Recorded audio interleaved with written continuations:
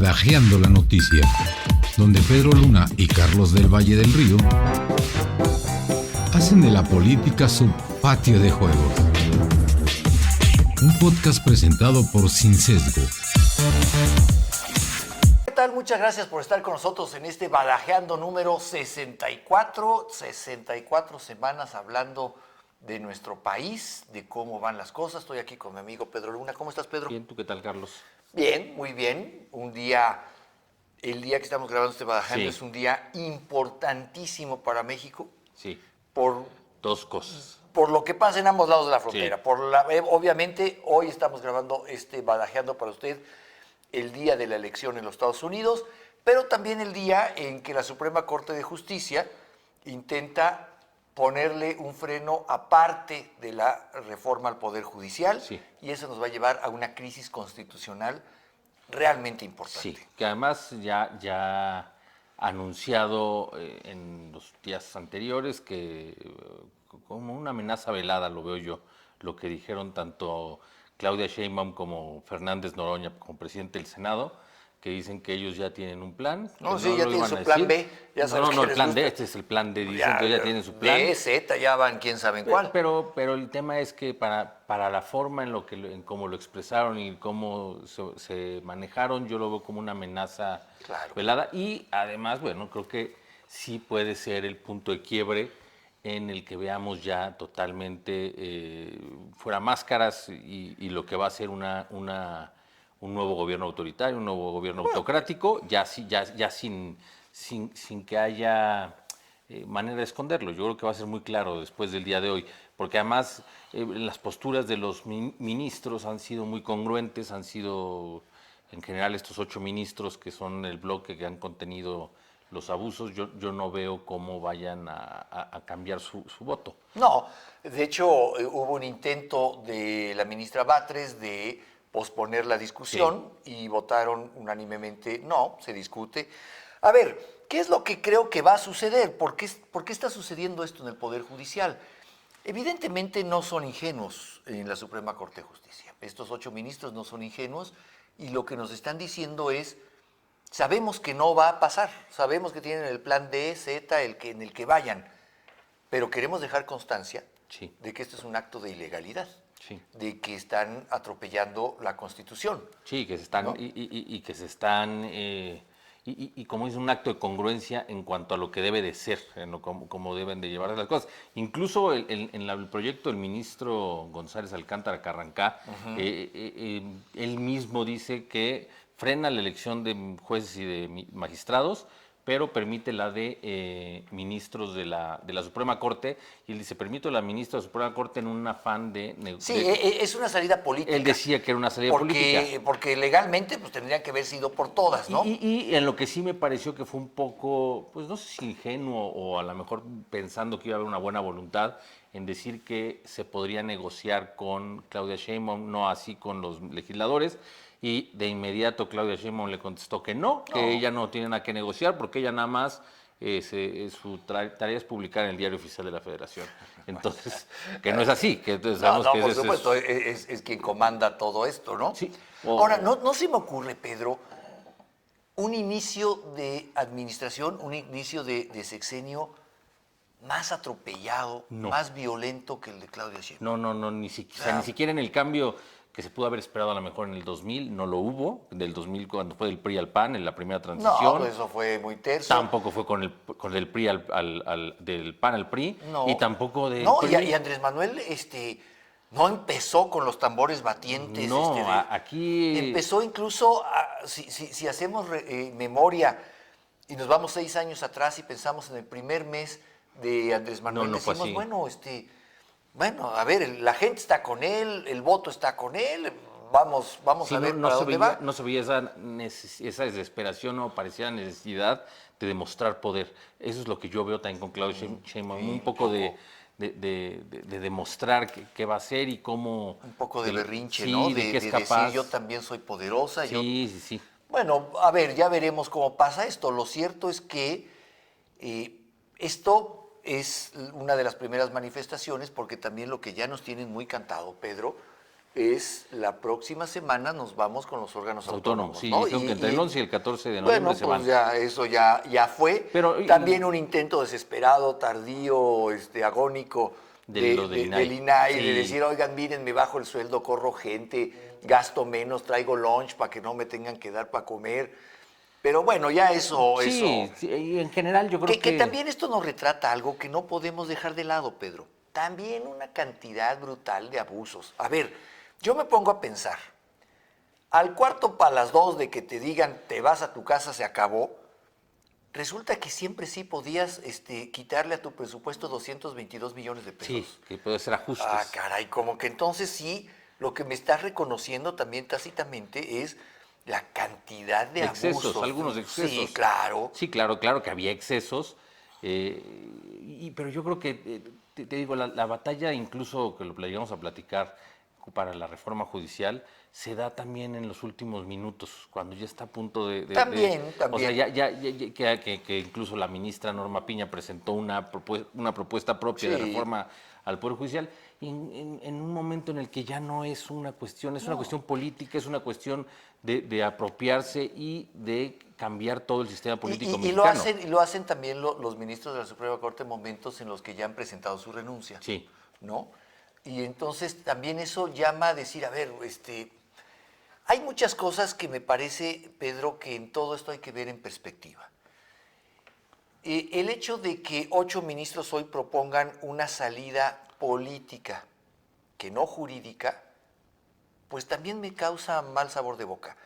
Porque yo estaría de acuerdo que dijeran, no, lo jurídico es esto y esto es lo que yo tengo que presentar y no hay de otra.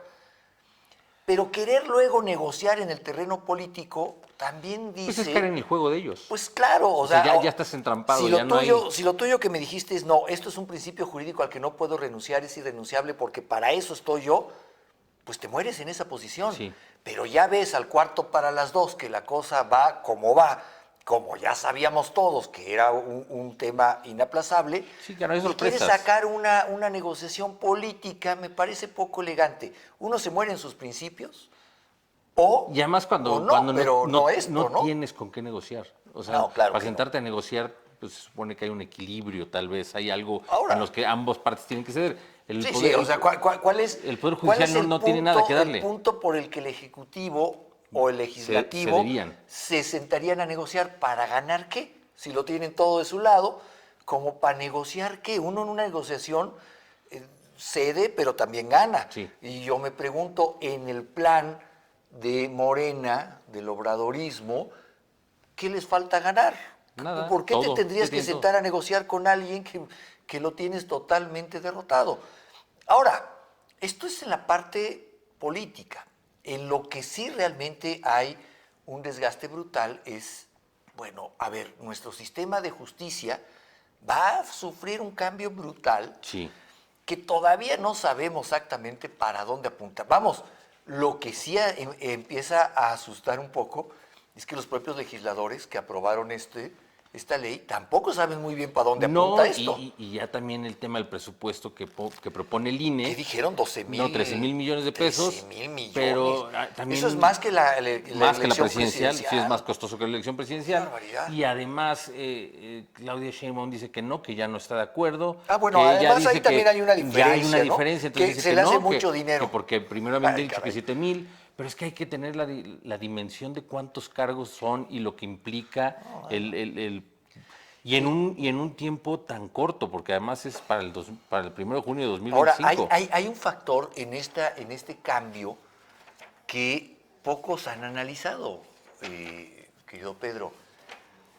La Constitución establece que un cargo de elección popular es irrenunciable, inatacable. O sea, y en virtud de que es inatacable, tienes un fuero. Sí. Bueno, ahora vamos a tener jueces con fuero. Sí. Y vamos a tener jueces que no los puedes remover de su cargo. Un juez va a poder decir, momento, señores, yo soy juez de elección popular. Y aunque dicen que hay por ahí un como organismo de la Santa Inquisición, ¿no? Sí, el que va del Tribunal de Disciplina Judicial, una cosa pero así. si entre nosotros nos vamos a supervisar. Sí. O sea, lo que no nos estamos dando cuenta es que estamos generando, ya de por sí, es terrible hablar de 500 diputados con fuero, de 28 senadores, más los gobernadores, las legislaturas locales. Y ahora van a ser los jueces federales. Los jueces inamovibles, inatacables en sus decisiones. Y también en estos días hay que rescatar, yo creo que fue importante una declaración que hace Margaret Satterwhite, que es relator especial de la ONU, en una entrevista para la BBC, y aparte ella es especialista en temas judiciales, y hace un análisis de la reforma, hablando de la reforma al Poder Judicial en México, y dice que para ella es lo que está haciendo el país, lo que está haciendo el gobierno, lo que está haciendo los legisladores, es darse un balazo en el pie. Porque dicen... Ahora, pero aquí hay otro problema, muchos juristas han volteado a decir, bueno, espérense, no. Hay acuerdos internacionales, hay tratados internacionales a los que México no puede renunciar tan fácilmente. Mira, yo te diría, lo platicábamos hoy en el noticiero, ¿no? A ver, Venezuela podría poner un museo de condenas internacionales y se ríen de las condenas internacionales. Esta reforma no es atacable por acuerdos internacionales porque la dieron organismos como el legislativo emanados de una elección democrática. Nadie está atacando la elección. O sea, la elección fue una elección democrática.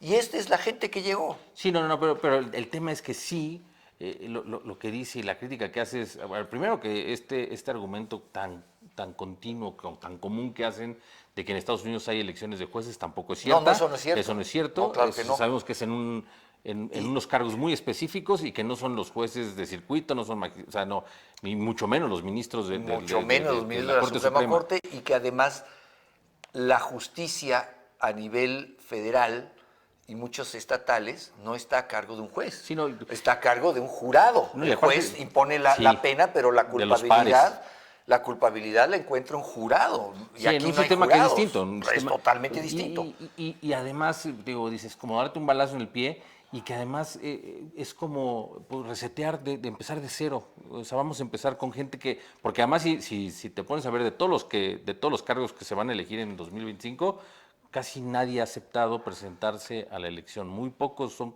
Creo que 32 jueces nada más los que habían aceptado presentarse. Bueno, Lenia Batres dijo que sí. Bueno, Lenia está... las tres ministras, las tres Pro 4T están ahí, pero en general no. Y entonces todas estas personas que llevaban años en una carrera judicial, pues se van y a ver con quién van. Ahora, veámoslo en perspectiva. ¿Cómo va a estar México hacia el primer semestre del próximo año? Sin organismos autónomos, sin un poder judicial independiente, sin un poder judicial capacitado, ¿no? Digo, entendiendo las graves carencias que tenía el actual, tampoco nos vamos a meter aquí a defender jueces indefendibles, ¿no? No, y ese es también el análisis que hacía la relatora especial. O sea, sí, claro, hay un problema de confianza y de corrupción del Poder Judicial, pero esta no era la solución. Exacto, o sea, no vamos en ese camino. Pero lo que sí vamos es a una concentración de la información y del poder en una sola mano, en una sola persona. Y que yo veo, que ya te lo he dicho varias veces, que lo que sigue es el ataque y va a ser en contra de los medios de comunicación, contra la libertad de prensa. Eso es lo que continúa, porque ya no hay más, para que tengan todo concentrado. Entonces yo sí veo... Y hay que ver también cómo se resuelve ahora sí del otro lado de la frontera la elección de hoy, porque también eso va a marcar mucho cuál es el panorama con todo esto que decías, quién va a estar del otro lado, con quién se va a negociar. Te propongo, hagamos una pausa, Pedro, y regresamos a platicar del otro lado de la frontera, otro día fundamental, el mundo entero contiene el aliento sobre qué irá a pasar allá. Y México especialmente, pero vamos a platicarlo después de esta pausa, regresamos en un minuto. Suscríbete a nuestro canal de YouTube.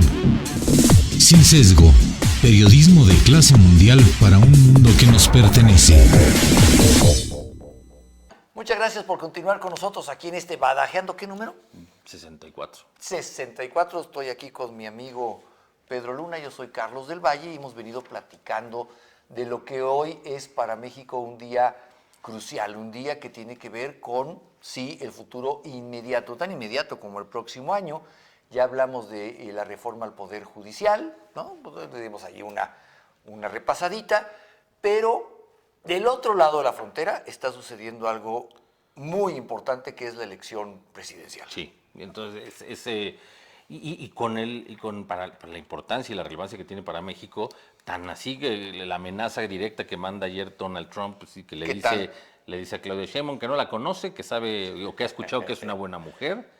Y luego como dice, antes había otro presidente, era socialista. Es mi amigo, es buena persona, pero era socialista. Bueno, pero no se puede tener todo. Sí. Y dice que si siguen mandando migrantes y delincuentes y las drogas, entonces va a empezar a ponerle aranceles generalizados a todas las exportaciones mexicanas. Dice, primero el 25%, si no resuelven del 50%, si no del 75% y si no del 100%. Eso también tengo que decirlo, Pedro. México va a ser el epicentro de una guerra comercial global, sí, en la que, si jugamos bien las cartas, podemos ganar. ¿Cuál fue la respuesta china de ayer a lo que dijo Donald Trump? Mandó un comunicado diciendo, nuestra planta de los coches estos MG, vamos a poner la planta más grande de coches MG fuera de China, en México, pero con una condición: ni un solo coche producido en territorio mexicano puede ser vendido en el mercado de los Estados Unidos. ¿Qué está sucediendo? Que los grandes jugadores como China están diciendo, ¿cuál es tu problema? Pues no le vendas a Estados Unidos, yo te ayudo a venderle al mundo entero.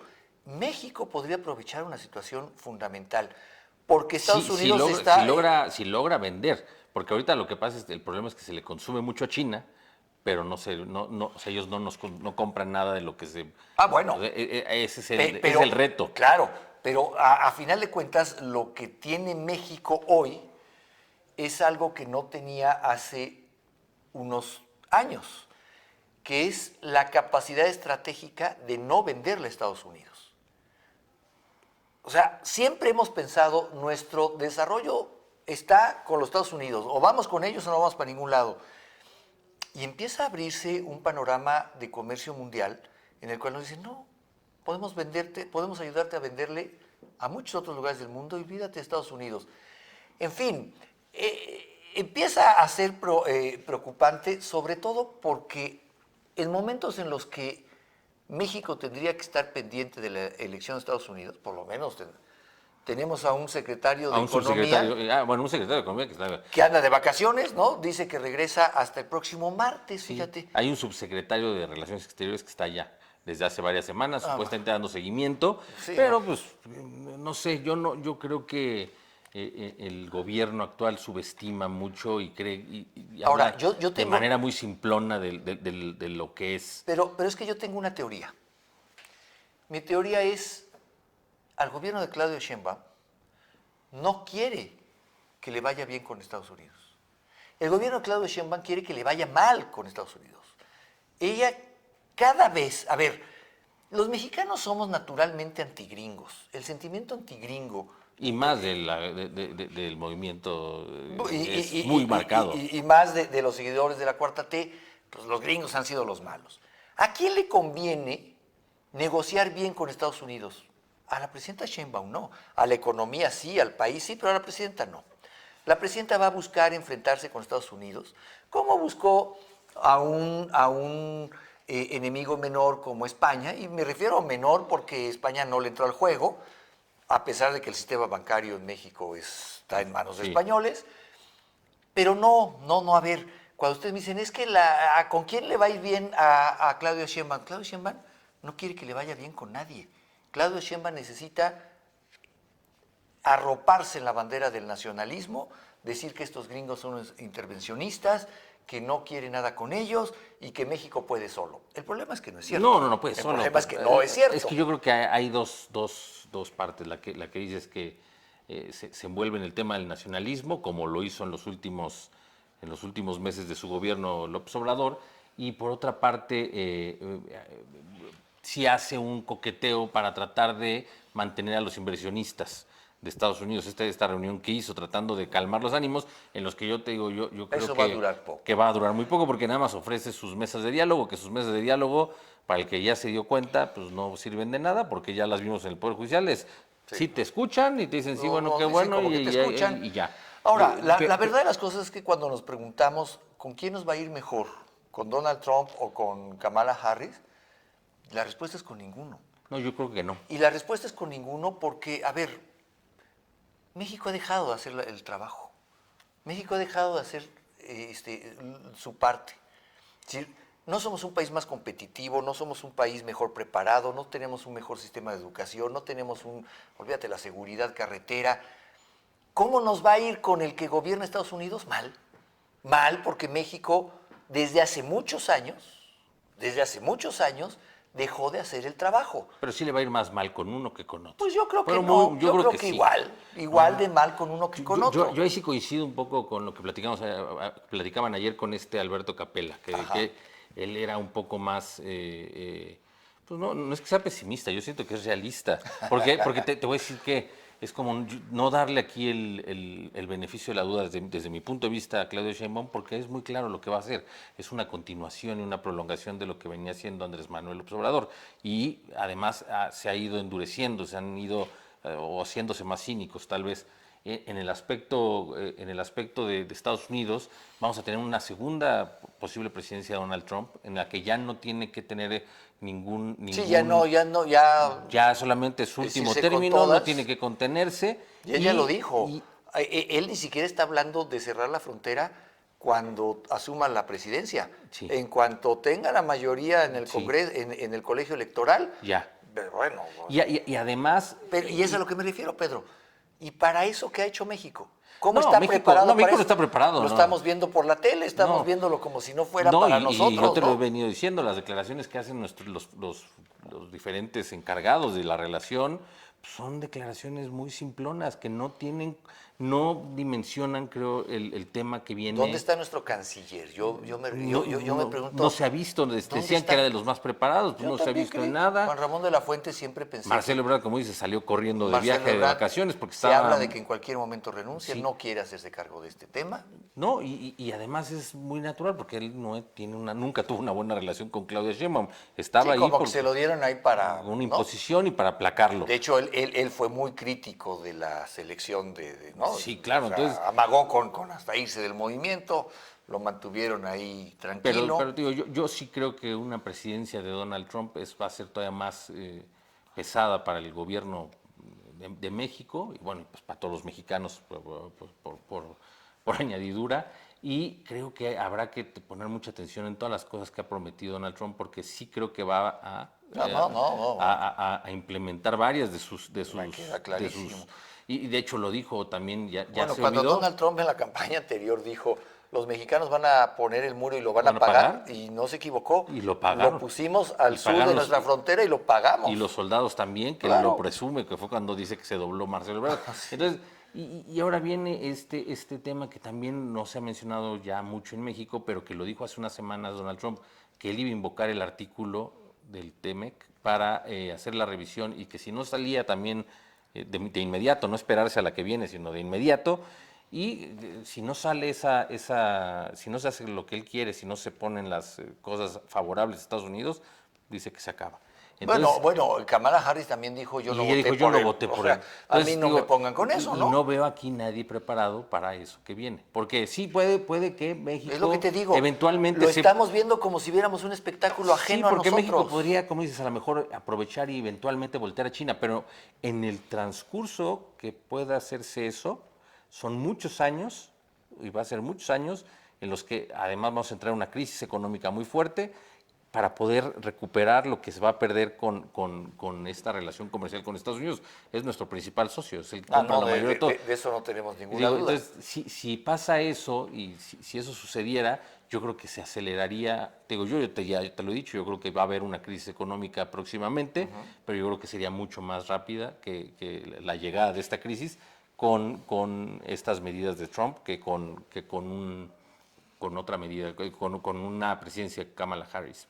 Pues ya veremos qué pasa. Pero hoy, hasta el momento, las apuestas, te estamos platicando, están 60-39. Bueno, ya en el próximo platicamos cómo va. Lo que sí ya se aceleró es aquí nuestro tiempo, ya se nos terminó este badajeando, querido Pedro. Yo no más quería mandar un saludo al tío Alfredo, que me pidió un saludo, que es nuestro seguidor, el tío Alfredo. Pues al tío Alfredo de aquí, de mi amigo Pedro, le mandamos un saludo. Muchas gracias por vernos. Sí. Muy honrados con que nos vea. Pues ya veremos qué pasa en el próximo Badajeando. Pedro, muchas gracias. Sí. Yo soy Carlos del Valle. Yo soy Pedro Luna. Hasta luego. Adiós.